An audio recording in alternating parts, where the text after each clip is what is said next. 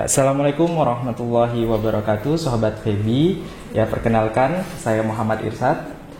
Gimana nih kabarnya kalian semua? Semoga dalam keadaan sehat walafiat ya, meskipun kita masih dalam keadaan pandemi begitu. Oke, pada kesempatan kali ini kami Febi Talk ya mengundang satu narasumber yang kece, yang mungkin bagi sebagian teman ataupun sahabat Febi ya itu sudah mengenal beliau sebelumnya begitu. Nah, langsung saja please welcome Mbak Hesti Eka Setianingsih. Selamat datang Mbak Hesti. Iya, selamat datang Pak. Ya. Sebelumnya selamat sore untuk Sobat Febi dan rekan-rekan semuanya. Oke, gimana kabarnya Mbak? Alhamdulillah baik Pak. Alhamdulillah bagaimana baik. Kabar Pak Irsyad? Alhamdulillah baik. Semoga kita semua dalam keadaan sehat walafiat ya. Amin. Oke Mbak Hesti, sebenarnya ini buat informasi buat teman-teman Sobat Febi semuanya bahwa kita sebenarnya sudah kenal ya Mbak Hesti ya. Iya benar Pak. Jadi Mbak Hesti ini merupakan salah satu mahasiswa ataupun mahasiswi bimbingan skripsi saya. Namun sayangnya karena ini pandemi, kita belum pernah sama sekali bertatap muka. Ya Mbak Hesti ya? Iya, belum pernah sama baru sekali. Pertama kali itu kita bisa menatap secara langsung itu lewat video call kalau nggak salah. Iya, ketika ada ujian komprehensif itu Pak. Oh iya, benar. Itu baru pertama kali kita bertatap muka gitu ya. Nah, dan kali ini kita diberikan kesempatan untuk bisa bertatap muka secara langsung. Alhamdulillah ya, bisa bertemu dengan Mbak Hesti. Oke, kenapa sih ya kita mengundang Mbak Hesti di sini? Ya tentunya ada alasannya ya kenapa kita ataupun Febi Talk mengundang Mbak Hesti berada di sini ya. Jadi sebagai informasi buat buat sobat Febi ya, bahwa Mbak Hesti ini merupakan mahasiswa dengan lulusan terbaik di Fakultas Ekonomi dan Bisnis Islam UIN Raden Mas Said Surakarta. Masya Allah, barakallah Mbak Hesti. Alhamdulillah. Ya, semoganya ilmunya bisa bermanfaat ya Mbak ya. Amin. Tidak hanya buat diri sendiri, tapi juga buat kita semuanya. Ya, Oke, Mbak Hesti sebelumnya coba diperkenalkan dulu dong gitu. Siapa sih Mbak Hesti ini? Dari mana? Terus kemudian nama lengkapnya siapa? Terus kemudian jurusannya apa gitu kan? Supaya adik-adik kelas nantinya bisa tahu siapa Mbak Hesti ini. Ya. Gitu. Oke, silakan Mbak Hesti. Ya, terima kasih atas kesempatannya. Selamat sore rekan-rekan semua, Sobat Febi maupun Sobat Febi di sini. Di sini saya merupakan mahasiswa yang dinobatkan sebagai wisudawan terbaik Fakultas Ekonomi dan Bisnis Islam. Sebelumnya perkenalkan, nama saya Hesti Eka Setianingsih, biasa dipanggil Hesti. Saya merupakan angkatan dari 2018 dari program studi akuntansi syariah UIN Raden Mas Said Surakarta. Di sini saya merupakan mahasiswa perantauan yang mana saya berdomisili di Kabupaten Ngawi. Dari Ngawi ya. Oke, kalau misalkan ada yang dari Ngawi mungkin nanti bisa kontak-kontak Mbak Hesti nih, bagaimana tips dan juga triksnya untuk bisa menjadi mahasiswa dengan lulusan terbaik di Fakultas Ekonomi dan Bisnis Islam UIN Raden Mas Said Surakarta. Semoga bisa menjadi lulusan terbaik tidak hanya di Fakultas Ekonomi dan Bisnis Islam UIN Raden Mas Said Surakarta, tapi juga bisa menjadi lulusan terbaik di Universitas UIN Raden Mas Said Surakarta. Amin. Kalau boleh tahu IPK-nya berapa Mbak? Bisa dibocorin nggak? Kalau IPK-nya Alhamdulillah itu 3,88. Wow, 3,88 ya. Nah, buat mahasiswa-mahasiswi ya, khususnya mahasiswa-mahasiswi bimbingan saya nih ya, jangan mau kalah dengan Mbak Hesti ya. Jadi harus semangat ya untuk bisa mencapai ataupun meraih ya predikat mahasiswa lulusan terbaik ya. Dulu prestasi di sekolah apa aja selain dari mendapatnya lulusan terbaik? Oh iya. Lomba-lomba mungkin? Kalau untuk sejauh ini saya mengikuti beberapa lomba seperti OSN, kemudian OSN itu apa Mbak? Lomba cerdas cermat tapi di tingkat kabupaten. Wow, gitu. Tingkat kabupaten ya? Iya. Juara? Belum rezekinya. Oh, belum rezeki, nggak apa-apa. Yang penting sudah menjadi kandidatnya ya. Oke, terus kemudian? Kemarin ketika SMA pernah menjadi juara 1 itu lomba kaligrafi, karena di sini saya juga pecinta seni, jadi saya ikut di perlombaan seni kaligrafi. Oke. Dan mengikuti beberapa lomba karya tulis ilmiah. Oke. Sebelumnya juga belum pernah lolos menjadi juara, namun sudah lolos di tahap final. Oh, sudah sampai tahap final ya, tapi tidak. Finalis, iya. tapi tidak sampai juara begitu ya, nggak apa-apa. Yang penting sudah ada pengalaman ya ke sana, sudah berani mencoba dan lain sebagainya, dan itu juga merupakan sebuah prestasi ya. Jadi buat teman-teman semuanya, coba aja ya. Nah, ini juga hebat ternyata, selain dari akademik ya, tapi juga Mbak Hesti di sini mempunyai pengalaman seperti kaligrafi dan lain sebagainya begitu ya. Jadi bisa juga kaligrafi. Oke. Nah, ini juga buat pencinta seni, buat mahasiswa dan juga mahasiswi ya, pencinta seni itu nggak ada alasan nih ya untuk apa namanya nggak bisa keren seperti ataupun kece seperti Mbak Hesti di sini.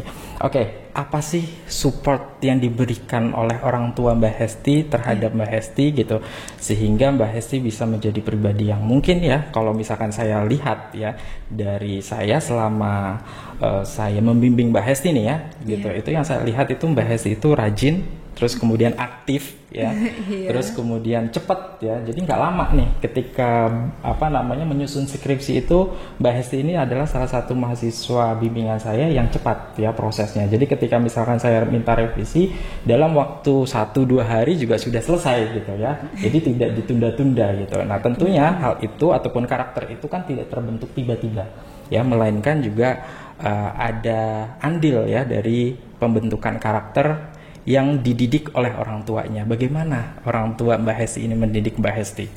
Ya, seperti yang saya katakan tadi, di mana orang tua saya itu memang sangat mengedepankan sikap dan menanamkan sifat disiplin. Jadi saya terbiasa untuk melakukan sesuatu itu in time atau sebelum deadline waktunya. Saya memang sudah terbiasa, kemudian terbiasa membuat timeline terkait deadline apa saja, deadline jangka pendek, jangka menengah, jangka panjang. Jadi saya dapat melakukan itu secara maksimal. Ini ada deadline untuk tugas yang harus diselesaikan mungkin 1-2 hari, saya harus fokus mengerjakan. Tapi di sisi lain saya bisa sambil mengerjakan deadline yang lain. Nanti apabila masih ada waktu yang tersisa, saya akan memaksimalkan tugas yang diberikan seperti itu. Karena di sini sebenarnya saya tidak memiliki orientasi untuk menjadi yang terbaik, menjadi juara maupun menjadi hingga memperoleh predikat sebagai lulusan terbaik. Itu merupakan di luar ekspektasi saya.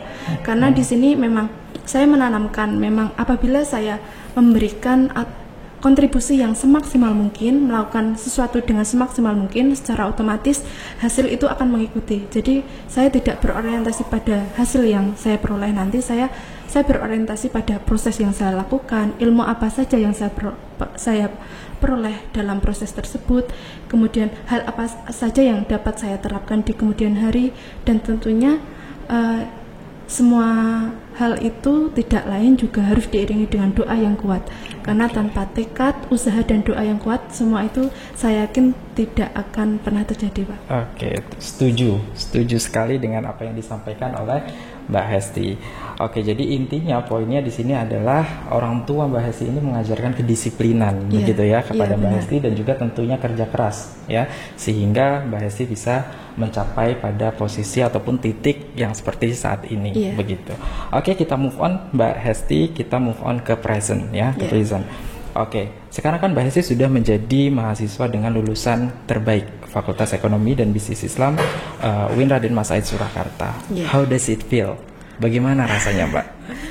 Ya, kalau first impression di mana saya memperoleh kabar bahwa dinobatkan sebagai mahasiswa terbaik itu, saya sangat tidak nyangka dan di luar ekspektasi saya.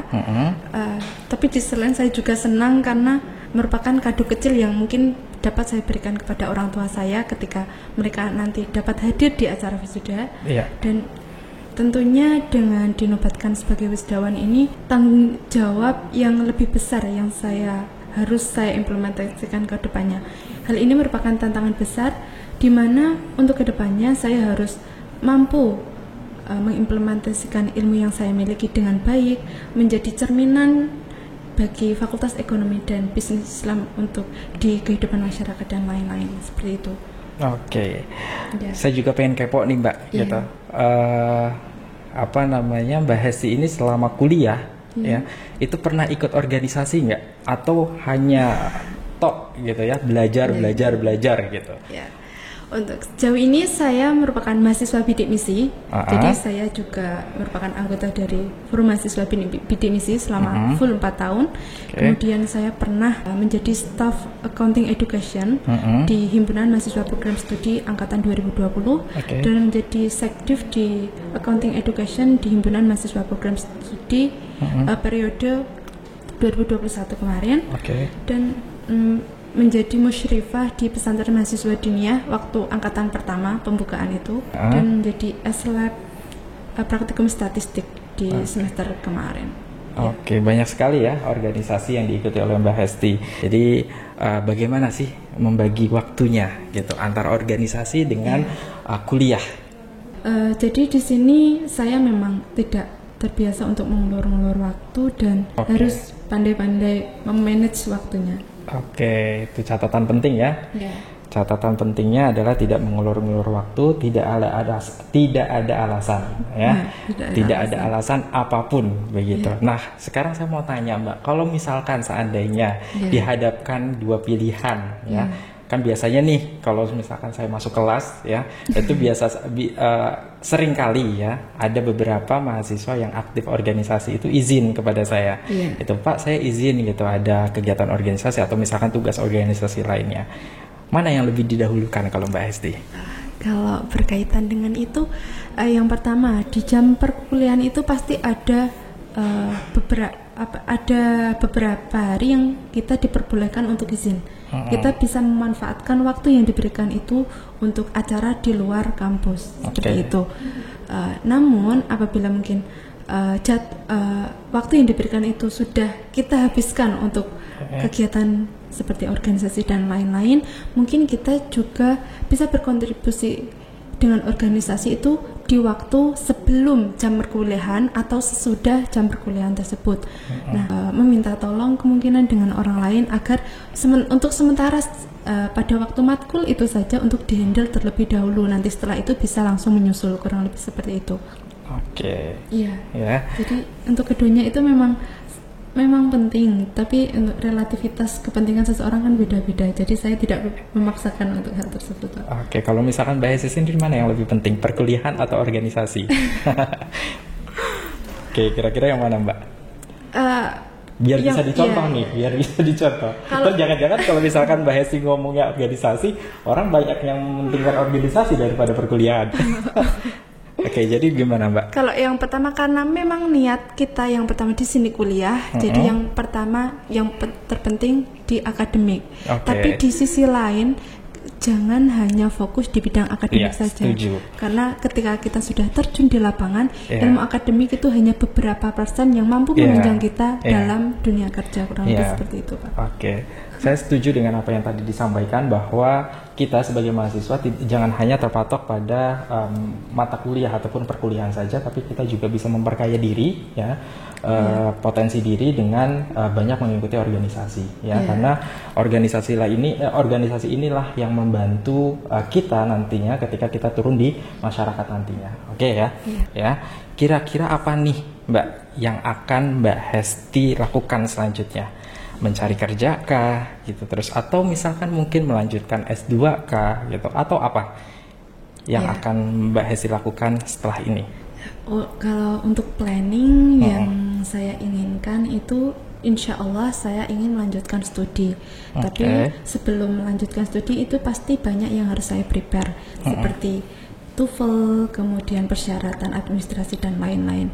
Nah, di sisi lain saya mempersiapkan hal tersebut, saya untuk saat ini apply di beberapa tempat untuk kerja, karena saya tidak mungkin hanya fokus dalam menghabiskan waktu saya untuk mempersiapkan administrasi dan lain-lain, karena di sisi lain saya juga membutuhkan biaya untuk hal tersebut. Jadi di sini saya juga ingin bekerja untuk saat ini dan nanti insya Allah segera apply lanjut studi Pak. Sambil dicari-cari Mbak informasi beasiswa. Biasanya banyak tuh beasiswa ya. Bisa dicari. Apalagi Mbak Hesti sudah mendapatkan predikat ini ya. Itu menjadi sebuah kelebihan bisa jadi ya untuk mendapatkan beasiswa. Oke, dimanapun nantinya perkuliahannya ya, semoga sesuai dengan apa yang diinginkan oleh Mbak Hesti, ataupun apapun yang akan Mbak Hesti lakukan gitu, itu semoga sesuai dengan apa yang diharapkan oleh Mbak Hesti nantinya. Oke, kemudian yang saya tanyakan di sini adalah goals apa yang akan Mbak raih berikutnya? Kira-kira ada goals apa? Atau mungkin bisa jadi goals yang seharusnya Mbak Hesti raih saat ini belum tercapai, itu apa? Kalau untuk saat ini pencapaian yang belum saya, insya Allah sudah berjalan sesuai apa yang saya inginkan. Oke, alhamdulillah. Alhamdulillah. Sudah ada belum bayangan untuk goals ke depan, misalkan? Saya pengen kerja misalkan di mana gitu ya? Kalau untuk saat ini saya ingin kerja paling tidak juga relevan dengan background pendidikan saya dan relevan dengan yang mana hal tersebut mampu menunjang ketika saya ingin terjun di dunia kerja berikutnya.